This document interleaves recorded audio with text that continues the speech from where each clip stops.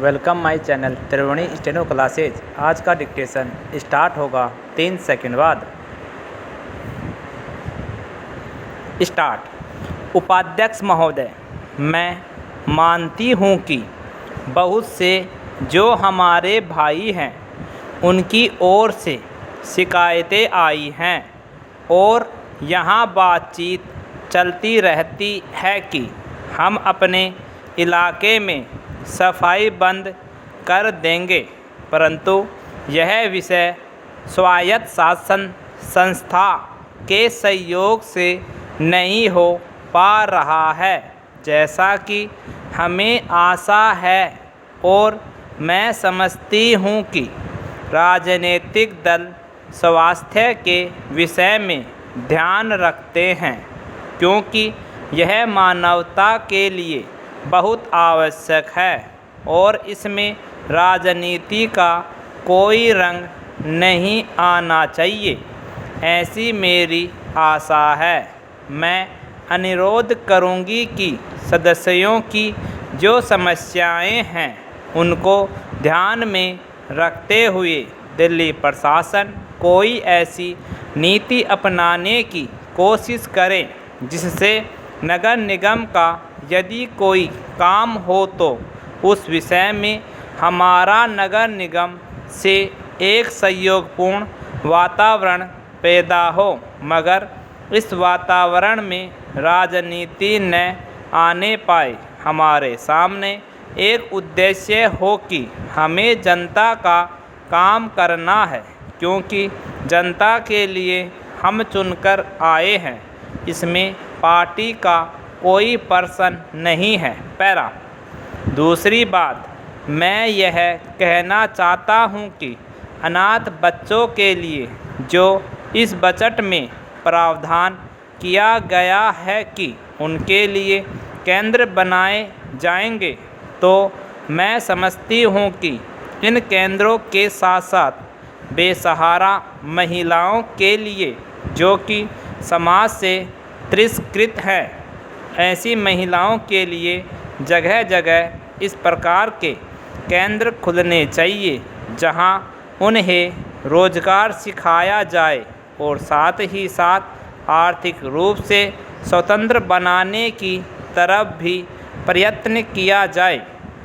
इस विषय में मेरा एक सुझाव है कि जो बच्चे अनाथ हैं, जो बेसहारा महिलाएं हैं, उनकी तरफ हमारी पूरी कोशिश होनी चाहिए कि जो अनाथ बच्चे हैं, जो समाज से तिरस्कृत हैं, जिनको अवहेलना की दृष्टि से देखा जाता है, उनके लिए केंद्र बनाए जाएं और उन केंद्रों में वह अधिकारी रखे जाएं जिनके संरक्षण में वह कार्य सीखे पढ़े लिखे। यदि इसमें बाहर के सदस्य हों तो वे ऐसे होने चाहिए जिनका जीवन सरकारी सेवा में ही बीता हो। ऐसे योग्य लोगों से सहायता लीजिए। यदि इसमें असामाजिक तत्व घुस गए तो फिर हमारा पैसा ऐसे ही खर्च हो जाएगा और जो नीति हमने बनाई है वह असफल हो जाएगी, जिसका परिणाम यह होगा कि हम उस नीति को कार्य रूप में परिणत नहीं कर सकेंगे। इस बात पर कोई मतभेद नहीं है। पैरा। उपाध्यक्ष महोदय, रूस में भारत के जो मानचित्र प्रकाशित हुए हैं उनमें भारत के कुछ हिस्से को सही तरीके से नहीं दिखाया गया है। इसको सरकार भी मानती है और इस विषय पर कोई मतभेद नहीं है। प्रश्न यह है कि अगर किसी देश ने हमारे देश का गलत मानचित्र प्रकाशित किया है तो एक सरकार के रूप में भारत सरकार का जो कर्तव्य है उसने उसको निभाया है या नहीं, और अगर निभाया है तो किस प्रकार से निभाया है।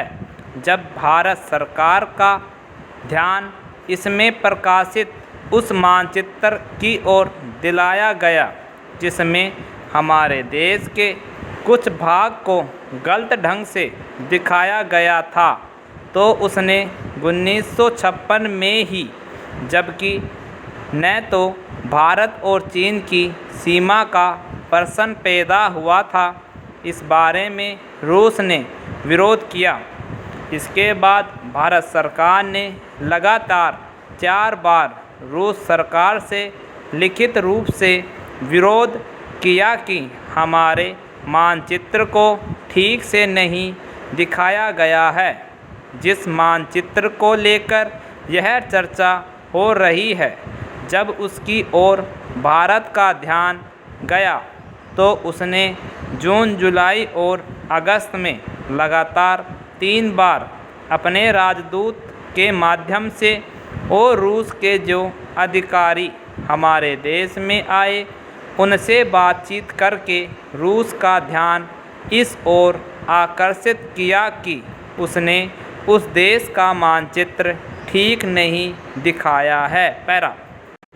प्रश्न यह है कि जिस मानचित्र के बारे में हम चर्चा कर रहे हैं उसके बारे में हमें चिंता होनी चाहिए या नहीं।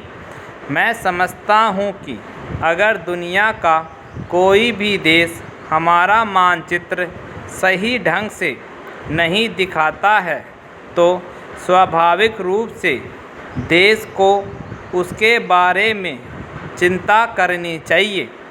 हम अपने कर्तव्य से नहीं चूक सकते हैं, लेकिन जहाँ तक इस चर्चा का संबंध है, मैं माननीय सदस्य की प्रशंसा करता अगर वह उन समस्त देशों का जिक्र करते और निंदा करते जिन्होंने हमारे मानचित्र को गलत ढंग से दिखाया है। उदाहरण के लिए पाकिस्तान को शिकायत है उसके मानचित्र को केवल रूस, इराक और मिस्र ने ही नहीं बल्कि अमेरिका ने भी गलत दिखाया है।